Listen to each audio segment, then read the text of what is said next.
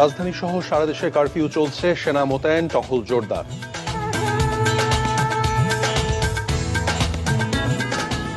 দেশে চলমান অবস্থার প্রভাব পড়েছে নিত্যপণ্যের বাজারে, ক্রেতার উপস্থিতি কম।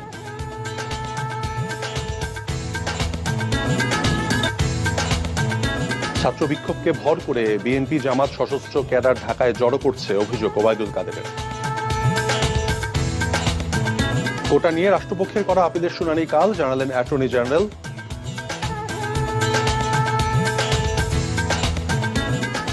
আসসালামু আলাইকুম, আমি তৌফিক হোসেন, স্বাগত জানাচ্ছি এনটিভির দেশের খবরে। ক্রাউন সিমেন্ট শিরোনাম দেখছিলেন, এবার বলছি পুরো খবর। কারফিউ জারি ও সেনা মোতায়েনের পরে সকাল থেকে পুরো রাজধানী জুড়ে বিরাজ করছে থমথমে পরিবেশ। তবে দুপুর 12টার পরে 2 ঘন্টার জন্য কারফিউ শিথিল করলে বিভিন্ন স্থানে কিছু লোক বের হতে দেখা যায়। সকাল থেকে রাজধানীর বিভিন্ন গুরুত্বপূর্ণ পয়েন্টে দেখা গেছে সেনাবাহিনীর সদস্যদের উপস্থিতি। যারা এই রাস্তায় বেরিয়েছেন তাদেরকে সেনাবাহিনীর তল্লাশিতে পড়তে হয়েছে। বন্ধ রয়েছে অধিকাংশ দোকানপাট, রাস্তায় যান চলাচল অনেক কম। কিছু রিক্সা এবং ব্যাটারি চালিত অটোরিকশা চলাচল করছে। আর যারাই ব্যক্তিগত গাড়ি নিয়ে বেরিয়েছেন, বের হওয়ার উপযুক্ত কারণ দেখাতে হচ্ছে সেনাবাহিনীকে। সরকারি গুরুত্বপূর্ণ বিভিন্ন পয়েন্টে মোতায়েন করা হয়েছে সেনাবাহিনী। সারা দেশে কাল সকাল 10টা পর্যন্ত কারফিউ থাকায় কোটা নিয়ে রাষ্ট্রপক্ষের করা আপিল। আমাদের সুপ্রিম কোর্ট সকাল 9টার থেকে বসে, কিন্তু যেহেতু সকাল 10টা পর্যন্ত কারফিউ থাকবে, তো 10টার পরে কোর্ট বসবে এবং আশা করছি 10টার পরে এটা শুনানি আরম্ভ হবে। কোটাপত্র বাতিল করে যে সরকার যে সার্কুলারটা দিয়েছিল, সেই সার্কুলারটা বাতিল করার হাইকোর্টের রায়টা সঠিক হয়নি, সেটাই আমরা কোর্টের কাছে আবেদন করব। শুনেন, এটা তো আমি তো জানি না, এটা আদালতে আমি কিভাবে প্রস্তাব দিব? আদালতের কাছে তো এটা দেওয়া যাবে না। আদালতের কাছে আমরা শুধুমাত্র এই মামলার রায়টা সঠিক কি বেঠিক আমরা দেখাবো, যে কি কি কারণে এই রায়টা সঠিক হয় না, কি কি কারণে আইনের ব্যত্যয় ঘটেছে, সেটা আদালতের কাছে আমরা তুলে ধরবো। কোটা আন্দোলনের উপর ভর করে বিএনপি জামাত সারা দেশ থেকে সশস্ত্র ক্যাডারদের ঢাকায় জড়ো করেছে অভিযোগ করে আওয়ামী লীগ সাধারণ সম্পাদক ওবায়দুল কাদের বলেছেন, জনজীবনে শান্তি ফিরিয়ে আনতে সরকার বাধ্য হয়েই কারফিউ জারি করেছে। আজ এক সংবাদ সম্মেলনে তিনি এসব কথা বলেন। কোটা বিরোধী আন্দোলনের উপর ভর করে তারেক রহমানের নির্দেশে শিবির ছাত্র দলের সশস্ত্র ক্যাডার বাহিনী সহ সারা দেশ থেকে সন্ত্রাসীদের ঢাকা সিটিতে জড়ো করা হয়েছে। শেখ হাসিনা বাধ্য হয়ে এই ব্যবস্থা নিয়েছেন। আমরা দেশবাসীকে ধৈর্য ধরে সরকারের প্রশাসনকে সার্বিকভাবে সহযোগিতা করার জন্য অনুরোধ জানাব। এদিকে সেনা মোতায়েনের পর দেশের বিভিন্ন স্থানে পরিস্থিতি উন্নতির দিকে। ঢাকা মাওয়া, ঢাকা আরিচা, ঢাকা টাঙ্গাইল, ঢাকা সিলেট ও ঢাকা চট্টগ্রাম মহাসড়কে যানবাহন চলাচল কিছুটা কম। জেলা শহরগুলোতে রিক্সা এবং ব্যাটারি চালিত অটোরিকশা চলাচল করছে। বন্ধ রয়েছে অধিকাংশ দোকানপাট। সরকারি সিদ্ধান্তে গুরুত্বপূর্ণ বিভিন্ন পয়েন্টে মোতায়েন করা হয়েছে সেনাবাহিনী। বরিশালের বিভিন্ন সড়কে চলাচলকারীদের বাধা দিচ্ছে আইনশৃঙ্খলা বাহিনীর সদস্যরা। রাস্তাঘাটে খুব একটা যানবাহন চলাচল করছে না। খুলনা মহানগরীতে ধীরে ধীরে স্বাভাবিক হচ্ছে পরিস্থিতি। চট্টগ্রাম বন্দরে জাহাজে পণ্য ওঠানামা স্বাভাবিক থাকলেও ব্যাহত হচ্ছে পণ্য পরিবহন। পাশাপাশি টহলে রয়েছে পুলিশ, র্যাব, বিজিবি সহ আইনশৃঙ্খলা বাহিনীর সদস্যরা। ভোলা শহরের বিভিন্ন গুরুত্বপূর্ণ স্থানে আইনশৃঙ্খলা বাহিনীর সদস্যদের দেখা গেছে। যানবাহন চলাচল স্বাভাবিক রয়েছে। ময়মনসিংহ এবং কেরানীগঞ্জে আইনশৃঙ্খলা বাহিনীর টহল দেখা গেছে।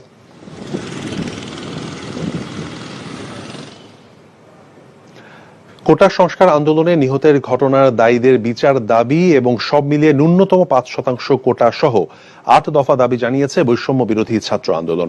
দাবি পূরণ ছাড়া সরকারের সাথে কোনো ধরনের সংলাপ হবে না বলেও জানান তারা। আইনমন্ত্রী আনিসুল হক, শিক্ষামন্ত্রী মহিবুল হাসান চৌধুরী নফেল, তথ্য প্রতিমন্ত্রীর সাথে দেখা করে এসব দাবি জানান তারা। পরে তাদের দাবি মেনে নেওয়ার আশ্বাস দেন আইনমন্ত্রী। রিপোর্ট করছেন কায়কোবাদ মাহমুদ।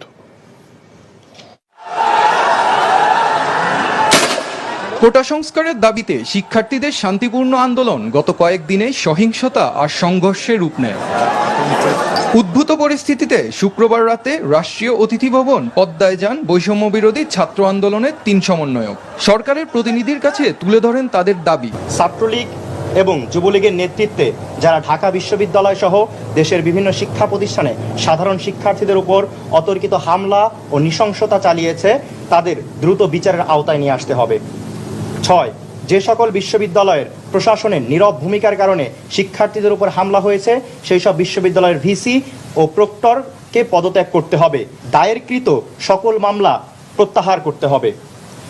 ৮, আন্দোলনের সাথে জড়িত শিক্ষার্থীদের সকল ধরনের রাজনৈতিক, আইনি বা বিশ্ববিদ্যালয়ের প্রশাসন কর্তৃক একাডেমিক হয়রানি না করার নিশ্চয়তা দিতে হবে। এসব কথা জানাতেই তারা সরকারের মন্ত্রীদের সাথে দেখা করেছেন। আইন শৃঙ্খলা বাহিনী সহ যারা দায়ী ব্যক্তি, যারা আমাদের ভাইদের হত্যা করেছে, তাদের বিরুদ্ধে মামলা দায়ের করতে হবে, তাদেরকে গ্রেফতার ও দ্রুত সময়ে বিচার করতে হবে। শহীদ ভাইদের পরিবারকে আর্থিক সহযোগিতা, মাসিক ভাতা ও পিতামাতার মতামতের ভিত্তিতে পরিবারের একজন সদস্যকে চাকরির নিশ্চয়তা দিতে হবে।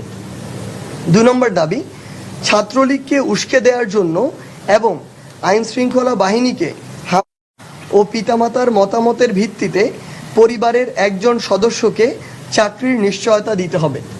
৩, বিশ্ববিদ্যালয়ের আবাসিক হলগুলোতে প্রশাসনিকভাবে সিট বরাদ্দ দিতে হবে, সন্ত্রাসী কার্যক্রম বন্ধ করতে হবে এবং ছাত্র সংসদ চালু করতে হবে। ৪, সকল বিশ্ববিদ্যালয় থেকে আইন শৃঙ্খলা রক্ষাকারী বাহিনীকে অপসারণ করে বিশ্ববিদ্যালয়ে সাধারণ শিক্ষার্থীদের জন্য নিরাপত্তা নিশ্চিত করে আবাসিক হলগুলো খুলে দিতে হবে। এছাড়াও কোটা ৫% এনে সংসদে আইন পাশের দাবিও জানান তারা। জানান তাদের পরবর্তী কর্মসূচির কথাও। নিজ নিজ জায়গা থেকে আমাদের যারা শহীদ হয়েছে তাদের জন্য নিজ নিজ জায়গা থেকে দোয়া প্রার্থনা করা এবং কালো ব্যাজ ধারণ করার আমরা আহ্বান জানাবো। আর আইনমন্ত্রী আনিসুল হক জানান, ছাত্রদের দাবি তারা শুনেছেন। তাদের দাবিটা আমরা হাতে নিয়েছি তাদের কাছ থেকে এবং আমরা 3 জনে এতক্ষণ আলাপ আলোচনা করলাম। কোটার যে পরিমাণের কথা তারা বলেছে সেটা তাদের আমরা দেখেছি এবং দেখে এটার একটা যৌক্তিক সমাধানে যাওয়া সম্ভব বলে আমরা মনে করি। Kaikobad Mahmud, NTV news.